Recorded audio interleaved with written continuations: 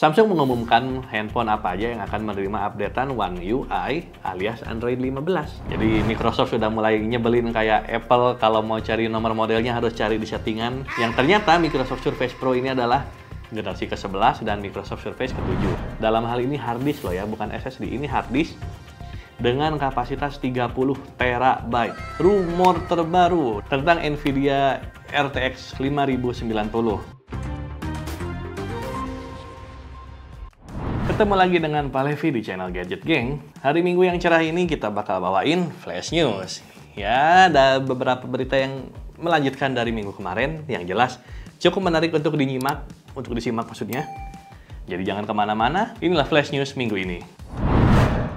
Rumor terbaru dari Nvidia yang bukan dari Nvidia sebenarnya, tapi dari leaker tentang Nvidia RTX 5090. Ya kalau nggak tahu itu graphic card alias GPU buat komputer yang suka gaming-gaming pasti tahu lah. Nah, rumor terbaru menyebutkan bahwa rumornya adalah Nvidia seri 5000 yang high-end-nya, mungkin di kasus ini 5080 dan 5090, akan memiliki 3 PCB. Jadi nggak cuma satu. Jadi PCB itu mainboard. Kalau misalnya ada 3 PCB, ya berarti mainboardnya ada 3 dalam satu perangkat. Ya bisa dibilang ini sedikit tidak konvensional dari generasi-generasi sebelumnya, tapi yang jelas kenapa tidak kalau bisa bawa performa yang lebih baik dan harga yang murahan dikit. Spek lainnya yang dibocorkan adalah memori bus lane-nya yang sekarang menggunakan 512 MB. Di bahasanya orang awam, jadi jalur memorinya tuh lebih luas, lebih lebar. Otomatis kapasitas memorinya bisa lebih besar, transfer datanya bisa lebih cepat. Ya intinya performanya lebih GG lah. Dan yang jelas, GPU ini akan menggunakan teknologi DDR7. Jadi bukan 5, bukan 6, sekarang sudah DDR7. Untuk GPU ya, ini bukan RAM, ini GPU. Nah, omong-omong soal RAM, ada berita baru lagi nih. Padahal sekarang RAM DDR5 belum terlalu banyak digunakan ya untuk halayak umum ya minimal. Nah, sekarang udah ada berita baru dari bukan GDDR tapi dari DDR6. Yap, kalian sekarang belum pakai DDR5 udah mau ada DDR6. Nah, kabarnya DDR6 ini bakal support kecepatan yang lebih edan lagi. Edannya segimana? Nggak cuma dikit, tapi sampai 2 kali, bahkan lebih 2 kali lipat atau lebih performa dari DDR5. Jadi DDR5 aja kalau kalian pakai setelah upgrade dari DDR4 ke DDR5 udah kerasa was-was. Sekarang kalian upgrade lagi ke DDR6 itu lebih satset lagi. DDR6 sendiri dikabarkan punya kemampuan untuk transfer data sebanyak 17.000 mega transfer per second, alias 17 triliun transfer data per detik. Bayangin, gila nggak tuh? Lebih gilanya lagi, kemampuan ini bisa di-up sampai 21.000 mega transfer per second, alias 21 triliun transfer per second. Itu angka semua itu, wah, udah nggak kebayang lah. Nggak usah dibayangin juga sih, soalnya kebayang juga harganya berapa untuk kita yang kaum mendang-mending. Ya, yang masih pakai DDR4 2100 MHz, aman-aman aja. Yang masih 10 ribuan mega transfer per second aja udah bersyukur banget.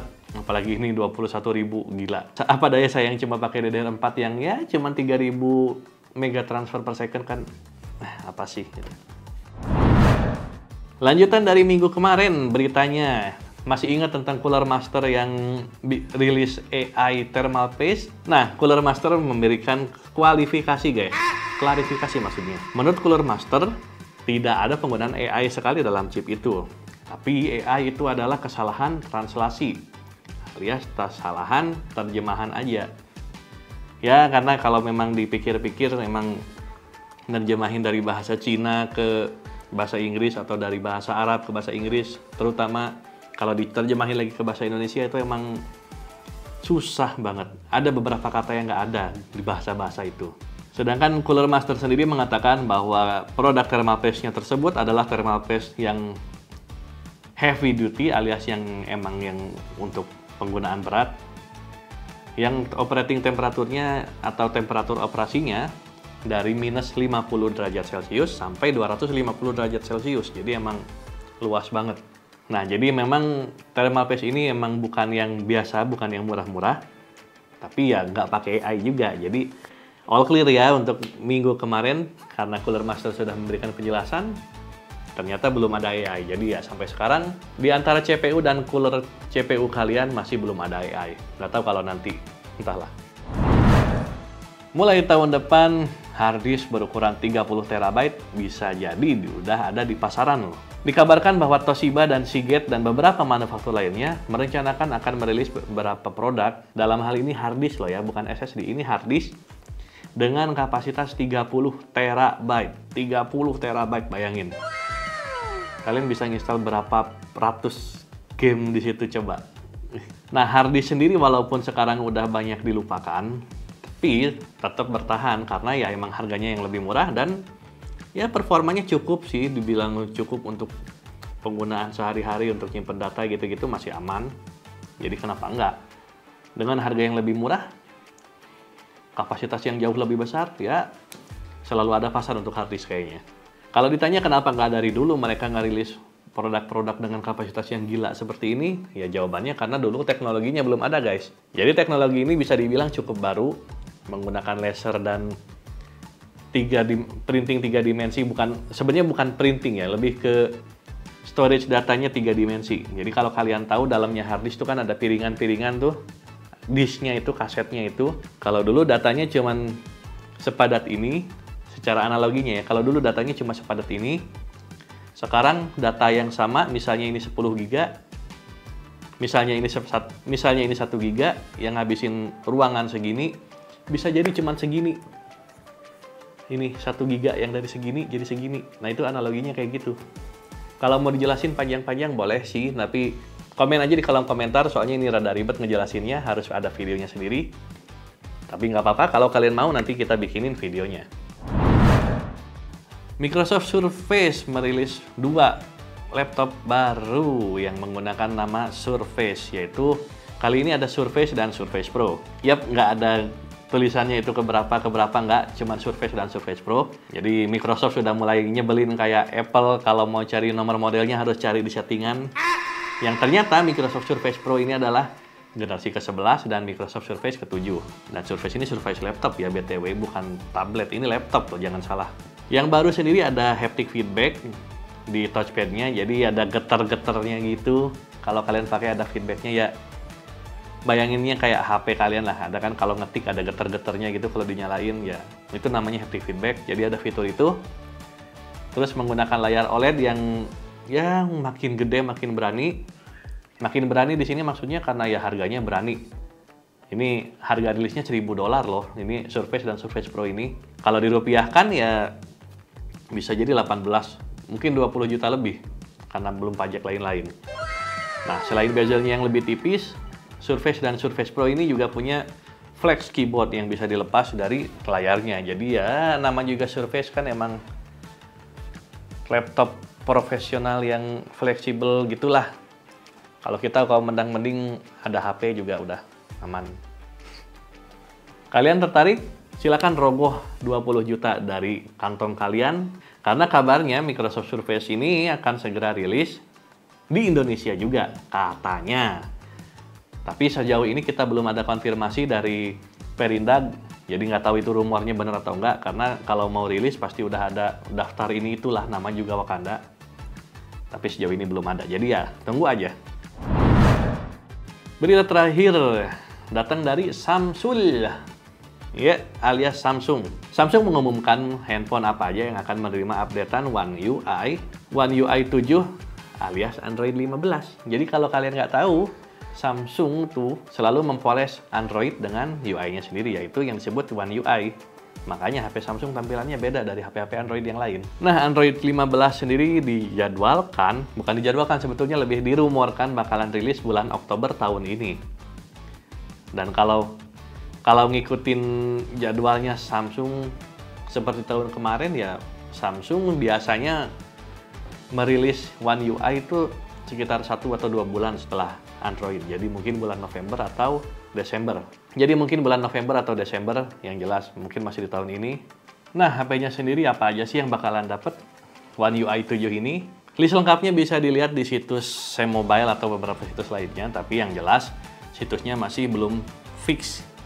Tapi intinya, untuk kalian pengguna handphone generasi S20, yaitu yang rilis tahun 2020 udah bisa mengucapkan goodbye pada updatean ini, karena kita nggak akan dapat, termasuk saya karena saya pakai S20 nggak akan dapat updatean ini. Jadi udahlah, aduh, antara kalian beli HP baru kalau mau atau enggak ya bisa pakai mod, tapi nggak direkomendasi kalau kalian nggak terlalu senang otak-atik.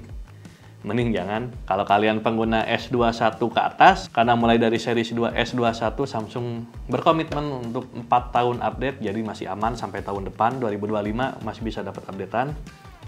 Cuman untuk kita kaum S20 ke bawah sudahlah. Untuk kelas mid-range sendiri, HP-HP yang akan dapat One UI 7 ini adalah HP-HP rilisan setelah tahun 2022. Untuk list pastinya cek aja di Google. HP kalian dapat atau enggak. Yang jelas kalau kalian HP-nya mid-range keluaran 2021, udahlah, goodbye. Android 15 ini alias One UI 7 ini dikabarkan emang sebuah updatean yang cukup menggelegar, membahana. Karena apa? Karena akan diluncurkan support satellite connectivity alias sambungan langsung ke satelit.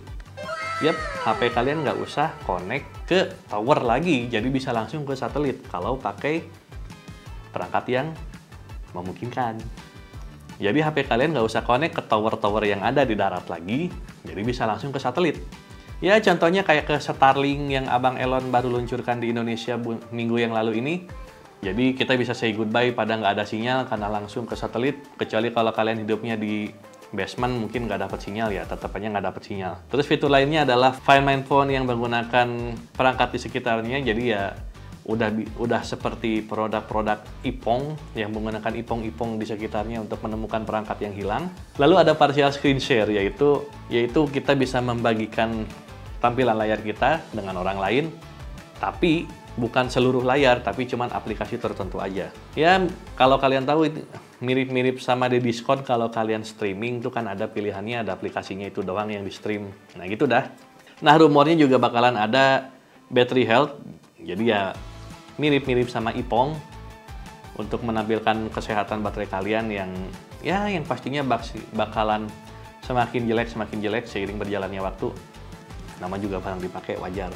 Nah, gimana? Updatean ini menarik nggak buat kalian? Kalau menarik, pastikan handphone kalian support dan bisa menerima updatean tersebut. Kalau nggak, ya beli HP lagi. Sekian berita minggu ini, saya Pak Levi dari Gadget Gang. Silahkan tulis di kolom komentar kritik dan saran kalian untuk channel ini. Kita terima dengan lapang dada, lapang banget malahan. Yang jelas, follow channel kita, like dan subscribe kalau kalian mau. Kalau nggak mau, ya harus mau. Ketemu lagi di video selanjutnya. Saya Pak Levi, I'll see you on the next video. Bye, sampai jumpa.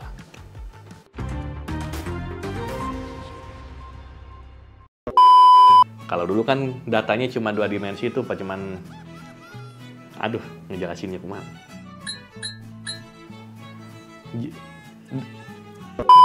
Nah, DDR6 sendiri dikabarkan bakal Samsung mengumumkan